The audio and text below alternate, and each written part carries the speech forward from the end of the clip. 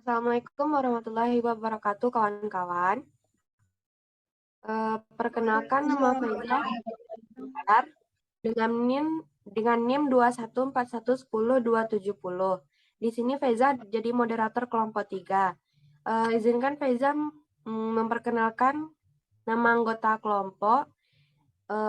Yang pertama, Envidias Alidea.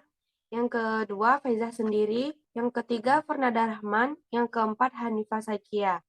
Selanjutnya, materi yang akan dibacakan oleh Fernanda. Kepada Fernanda dipersilahkan.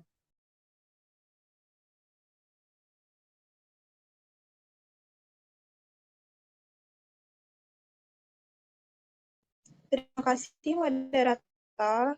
Saya akan menjelaskan tentang patologi penyakit. Penyakit yang memerlukan antibiotik tidak semua kondisi penyakit memerlukan antibiotik, namun beberapa penyakit ini membutuhkan antibiotik untuk mempercepat kesembuhannya. Misalnya, infeksi sinus. Infeksi sinus adalah penyakit yang paling banyak diresepkan antibiotik oleh petugas kesehatan. Sebagian besar infeksi sinus dalam 1 hingga 2 minggu. Selain itu, infeksi disebabkan oleh bakteri atau virus. Dan hanya infeksi sinus akibat bakteri yang harus diobati dengan antibiotik. Agak sulit untuk menguji bakteri pada sinus. Jadi direkomendasikan adalah menunggu dan mengobati infeksi dengan antibiotik jika gejala-gejala muncul dan bertahan selama lebih dari 10 hari. Infeksi saluran kemih. Penyakit ini wajib hukumnya diobati dengan antibiotik karena penyakit bakteri. Infeksi saluran kemih dapat mempengaruhi maupun dan saluran kemih, seperti kandungan ginjal, seperti di panggung, sering ingin buang air kecil. Infeksi kemih biasanya tidak seserius infeksi ginjal, tetapi infeksi kemih diobati dapat menyebabkan ke ginjal dan menyebabkan rasa sakit yang hebat dan kerusakan ginjal. Antibiotik umum yang dokter untuk infeksi saluran kemih adalah Bactrim, nitrofurantoin, ciprofloxacin. Infeksi telinga sebagian besar anak menyebabkan gejala sulit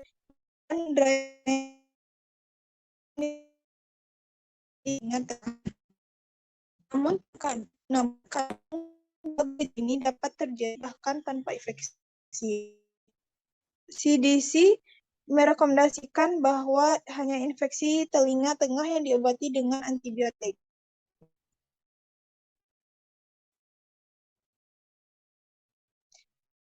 Penata laksanaan penyakit farmakologi dan non-farmakologi. Penata laksanaan farmakologi obat antibiotik, penggunaan antibiotik rasional dapat berarti bahwa dalam penggunaannya memenuhi beberapa kriteria berikut ini. Tepat diagnosis, tepat indikasi penyakit, tepat pemilihan obat, tepat dosis, tepat cara pemberian, tepat interval waktu pemberian, tepat lama pemberian, kondisi pasien, tepat informasi. Pelaksanaan non-farmakologis obat antibiotik, terapi non-farmakologis, penyebab ISPA umumnya adalah virus, hingga terapi biasanya hanya bersifat suportif saja atau memperbanyak minum.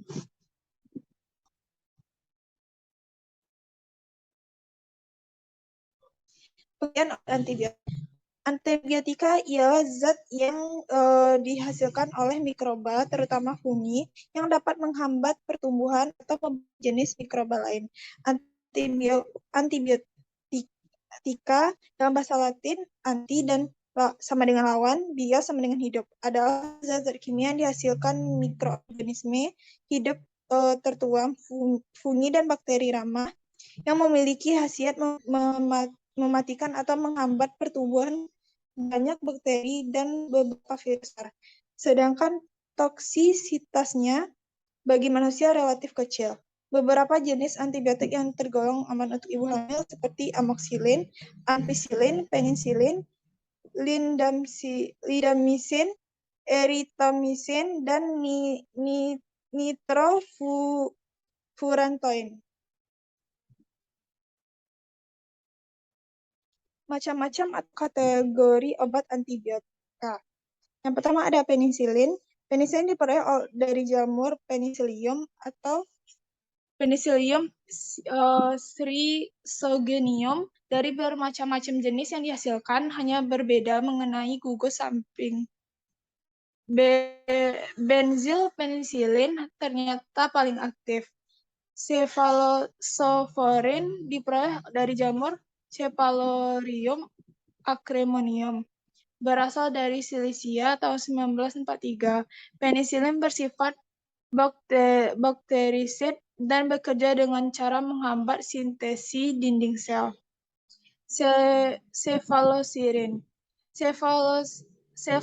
Cephalosporin merupakan antibiotik beta-lactam yang bekerja dengan cara menghambat sintesis dinding mikroba. Farmakologi cephalosporin mirip dengan penisilin. Ekskresi terutama melalui ginjal dan dapat dihambat probenicid. Tetracycline. Tetracycline merupakan antibiotik dengan spektrum luas. Penggunaannya semakin lama semakin berkurang karena masalah resistansi. Selanjutnya ada aminoglikosida. Aminoglikosida bersifat bakterisidal dan aktif terhadap bakteri gram positif dan gram negatif. Aminasin, getamisin, dan tobramycin D juga aktif terhadap Pseudomonas aeruginosa. Streptomycin aktif terhadap mikrobakteria tuberkulosis dan penggunaannya sekarang hampir terbatas untuk tuberkulosa. Selanjutnya ada chloramphenicol. Chloramphenicol merupakan antibiotik dengan spektrum luas namun bersifat toksik. Obat ini seyogyanya dicadangkan untuk infeksi berat akibat Haemophilus influenzae, demam tifoid, meningitis, dan abses otak, bakteremia, dan infeksi berat lainnya. Karena toksitasnya, obat ini tidak cocok untuk pengguna sistemik. Selanjutnya ada makrolid.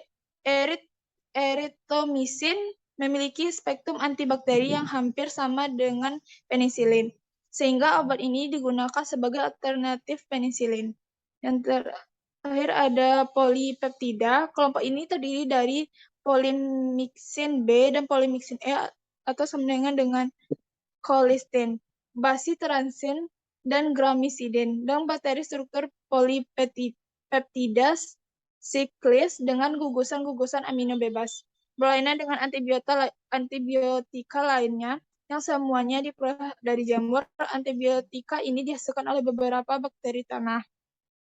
Polymyxin hanya aktif terhadap basil gram negatif termasuk Pseudomonas, basitrasin, dan gramicidin terhadap kuman gram positif. Selanjutnya golongan antimycobacterium, golongan antibiotika dan kemoterapeutika ini aktif terhadap kuman mikrobakterium. Termasuk di sini adalah obat anti TBC dan lepra. Misalnya rifampicin, streptomycin, INH, dapsone, ethambutol, dan lain-lain.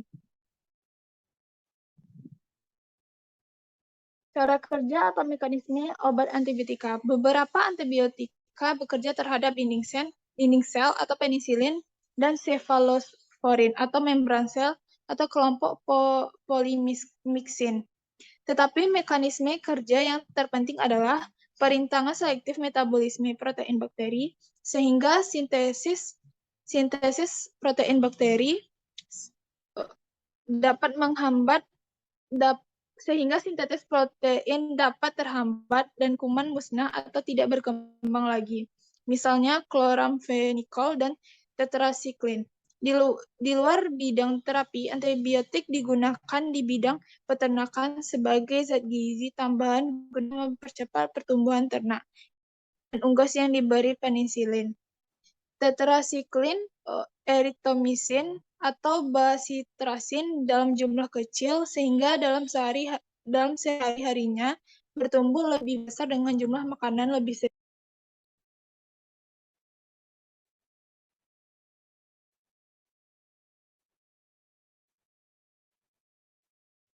Selanjutnya indikasi atau kontraindikasi. Pertama penisilin. Satu benzil penisilin dan phenoxymethyl penisilin. Indikasi infeksi saluran kemih, otitis media, sinusitis, bronkitis kronis, salmonellosis invasif, dan gonore.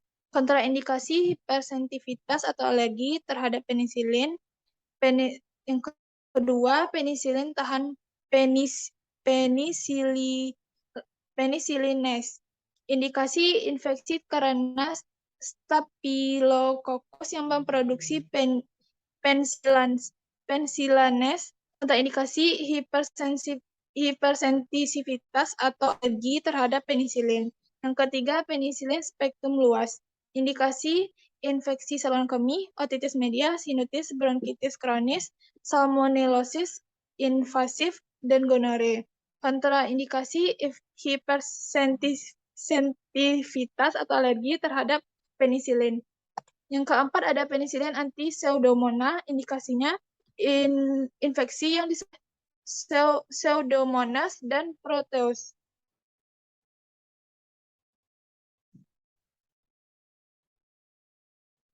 Yang B ada cephalosporin, yang satu cefaroxil, indikasi infeksi bakteri gram positif dan gram negatif, kontraindikasi hipersensitivitas terhadap cephalosporin, dan porfiria. Yang kedua ada cefprozil, indikasi ISPA atau infeksi saluran pernapasan atas, eksaserbasi akut dari bronkitis kronik dan otitis media. Yang ketiga, cefotaxime, indikasi profilaksi pada pembedahan epiglotitis karena hemofilus dan meningitis. Yang keempat, cefuroxime, indikasi profilaksi tindakan bedah lebih aktif terhadap influenza dan gonorrhea. Yang pertama ada cefamandol, indikasi profilaksi pada tindakan satu pembedahan. Yang kedua cefodoxime, indikasi infeksi saluran napas terapi. Penggunaan ada pada faringitis dan tonsilitis, hanya yang kambuhan, infeksi kronis atau resisten terhadap antibiotika lain. Baiklah, terima kasih. Ini ada kembalikan kepada moderator.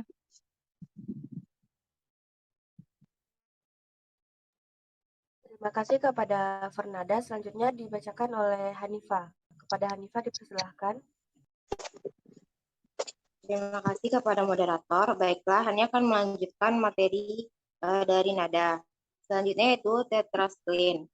Yang pertama, tetracycline, indikasi eksaserbasi bronkitis kronis, brucellosis, chlamydia, mycoplasma, dan rickettsia, efusi pleura karena keganasan atau sirosis, acne vulgaris. Yang kedua, demecloxylin hidroklorida, indikasi tetracycline, juga gangguan sekresi hormon, antidiuretik. Perhatikan kontraindikasi.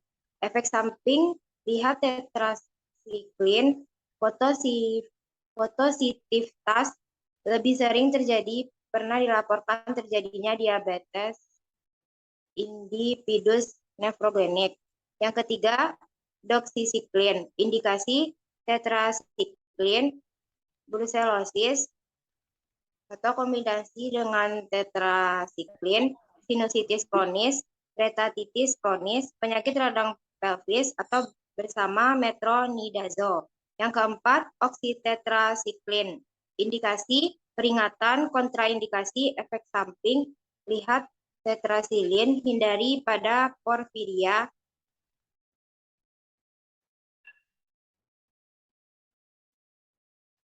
Selanjutnya ada aminoglikosida. Yang pertama, amikasin, indikasi infeksi generatif yang resisten terhadap gentamisin. Yang kedua, gentamisin, indikasi septisemia dan sepsis pada neonatus, meningitis dan infeksi SSP lainnya, infeksi biliar, pielonefritis dan prostates akut, endokarditis karena SR viridans atau SR farsalis bersama penisilin, pneumonia, nosokomial, terapi tambahan pada meningitis karena listeria. Selanjutnya ada chloramfenicol. Indikasi obat ini seyogyanya dicadangkan untuk infeksi berat akibat hemophilus influenza, demam tifoid, meningitis dan abses otak, bakteremia dan infeksi berat. Kontraindikasi wanita hamil, penyusui dan pasien porfiria. Selanjutnya ada makrolit, indikasi erythromycin, mencakup indikasi saluran napas, pertusis, penyakit Guillain-Barré dan enteritis karena Campylobacter. Yang kelima, dosis obat antibiotik. Yang A, penisilin. 1, ampicillin. Pengaturan dosis oral 250 sampai 500 mg tiap 6 jam. Diberikan 30 menit sebelum makan. Infeksi saluran kemih 500 mg tiap 8 jam. Infeksi intramuskular, intravena atau infus 500 gram tiap 4 sampai 6 jam. Amoxicillin. Dewasa 1 kali 500 mg tablet tiap 12 jam atau 250 mg tablet tiap 8 jam. Suspensi dewasa untuk sulit menelan 125 mg per 5 ml atau 5 ml atau 250 mg atau 5 ml suspensi menggantikan tablet 500 mg. Anak kurang dari 3 bulan, 30 mg atau kilogram per hari dibagi tiap 12 jam didasarkan pada komponen amoxicillin. Dianjurkan menggunakan suspensi 125 mg atau 5 ml 3 bulan atau lebih, didasarkan pada komponen amoxicillin.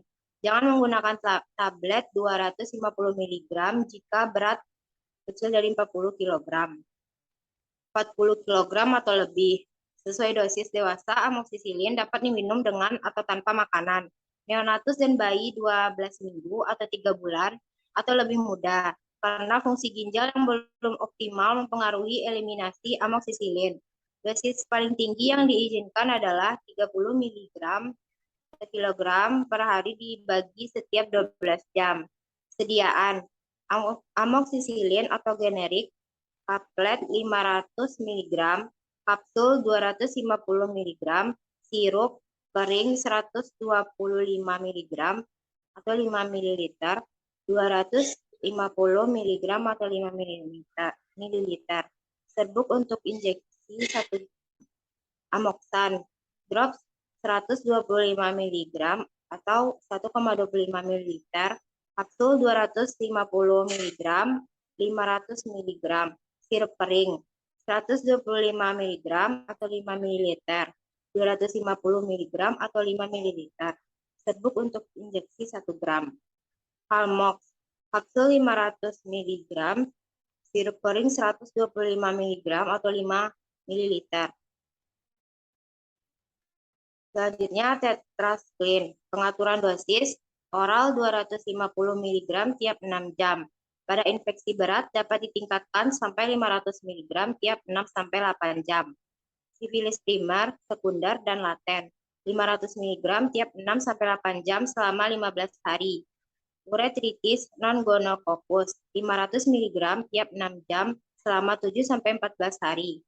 21 hari bila pengobatan pertama gagal atau bila kambuh. Injeksi intravena 500 mg tiap 12 jam, maksimum 2 gram per hari.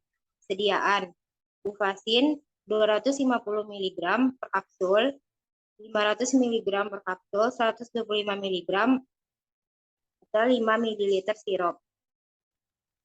Konmisin 250 mg per kapsul, 500 mg per kapsul.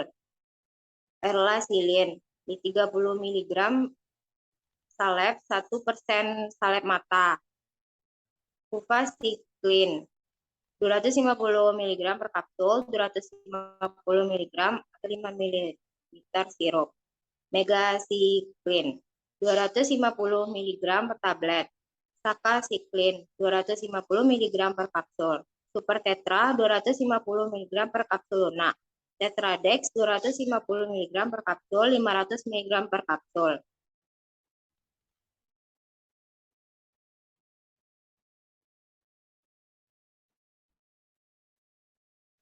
Selanjutnya, aminoglikosida. Pengaturan dosis gentamisin.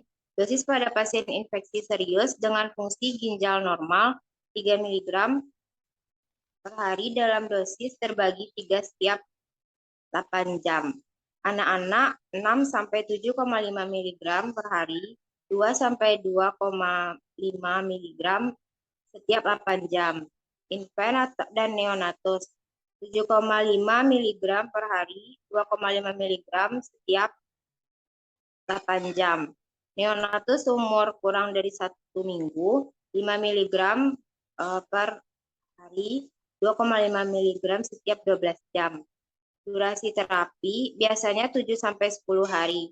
Dosis pada pasien infeksi serius dengan fungsi ginjal normal 3 mg per hari dalam dosis terbagi 3 setiap 8 jam. Sediaan gentamisin atau generik.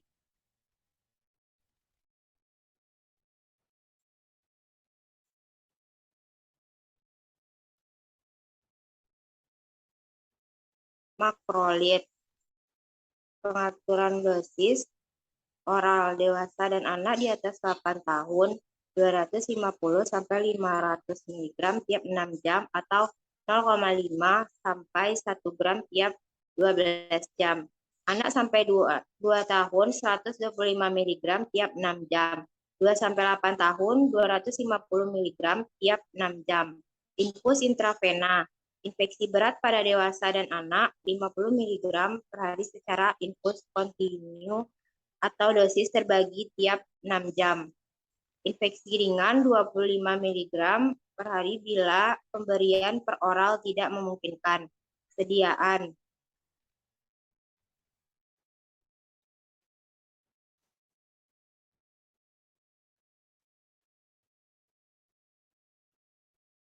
efek samping. Yang pertama, penisilin. Efek samping reaksi alergi berupa urtikaria, demam, nyeri sendi, angiodem, leukoporia, trombositopenia, diare pada pemberian per oral. Yang kedua, cefalosporin.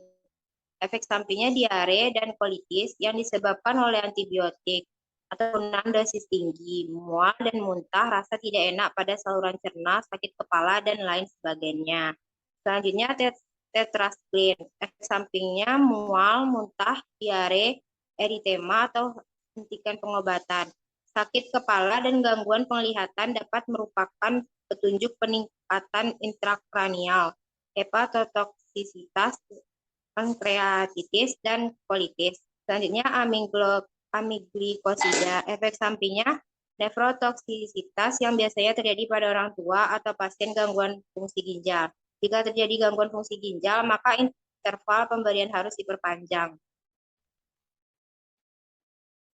Klomfenikol, efek samping kelainan darah yang reversibel dan irreversibel, seperti anemia aplastik atau dapat berlanjut menjadi leukemia, neuritis perifer, neuritis optik, eritem multiforme, mual, muntah, stomatitis, glossitis, hemoglobinuria nokturnal.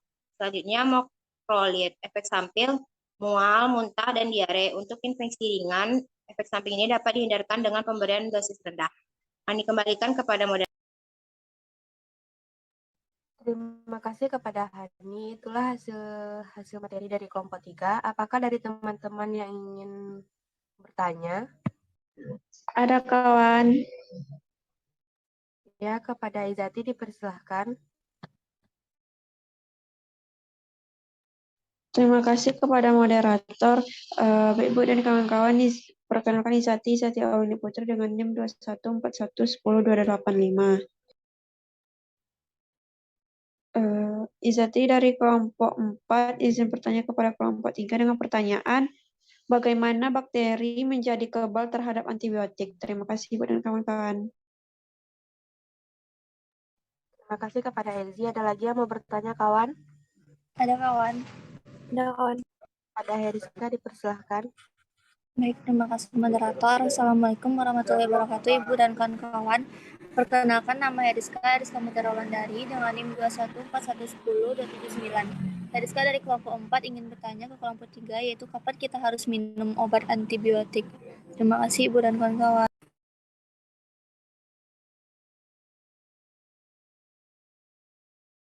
Terima kasih kepada Heriska. Selanjutnya ada lagi yang mau bertanya, kawan? Ada kawan.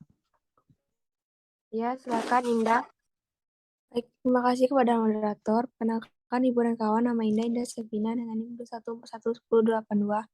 Indah ingin bertanya kepada kelompok 3 itu, bagaimana cara penggunaan antibiotik yang benar? Terima kasih. Terima kasih kepada Indah. Selanjutnya ada lagi yang mau bertanya, kawan? Ada kawan. Ya, silakan Keisha. Baiklah, terima kasih moderator. Perkenalkan nama Keisha Asyura dengan NIM 21411088. Pertanyaannya, untuk apa gunanya obat antibiotik? Terima kasih kepada moderator. Pertanyaan dari Izati yang dijawab oleh Fernanda. Kepada Fernanda dipersilakan. Baik, terima kasih moderator. Nada akan mencoba menjawab pertanyaan dari Izati. Pertanyaannya adalah bagaimana bakteri menjadi kebal terhadap antibiotik. Jadi resistensi terjadi apabila bakteri mengalami perubahan generik atau mutasi sehingga menyebabkan hilangnya efektivitas antibiotik. Penyebab utama resistensi antibiotika adalah penggunaan yang meluas dan irasional atau kurang tepat. Baik, terima kasih. Nada kembalikan kepada moderator. Terima kasih kepada Nada. Apakah Izzy menerima jawaban dari Fernanda? Iya, moderator, Izati menerima jawaban dari Fernanda. Terima kasih Nada, terima kasih moderator. Selanjutnya pertanyaan dari Heriska yang dijawab oleh Dias. Kepada Dias dipersilahkan. Baik, terima kasih moderator. Dias akan mencoba menjawab pertanyaan dari Yaya, yaitu kapan kita harus minum obat antibiotik.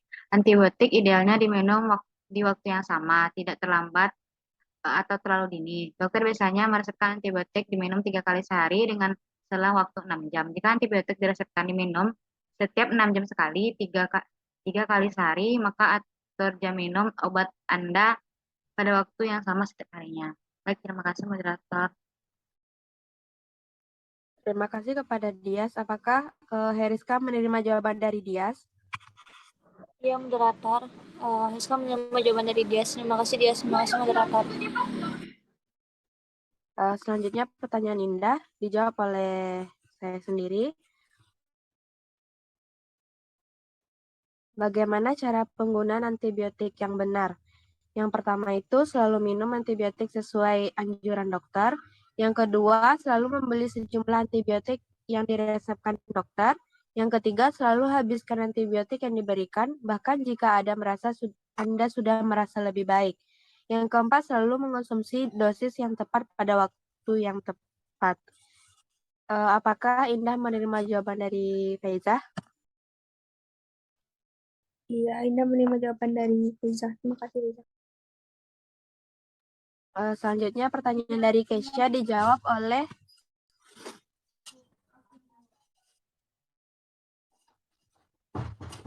oleh Hani. Kepada Hani dipersilahkan. Baiklah, terima kasih kepada moderator. Hani akan menjawab pertanyaan dari Kesha, yaitu antibiotik gunanya untuk apa? Antibiotik adalah obat yang hanya diresepkan untuk melawan bakteri. Obat ini bekerja dengan dua cara, yaitu membunuh bakteri atau menghentikan pertumbuhan bakteri. Antibiotik tidak mengobati infeksi yang disebabkan oleh virus, seperti flu biasa atau flu, atau jamur, seperti kutu air atau padas. Baiklah, terima kasih. Ini akan kembalikan kepada moderator. Terima kasih kepada Hani. Apakah Kesha menerima jawaban dari Hani? Ya, moderator Kesha menerima jawaban dari Hani. Terima kasih moderator. Terima kasih Hani. Itulah hasil diskusi dari kelompok 3. Kalau ada kata-kata yang salah mohon dimaafkan. Wabillahi taufiq wal hidayah. Assalamualaikum warahmatullahi wabarakatuh.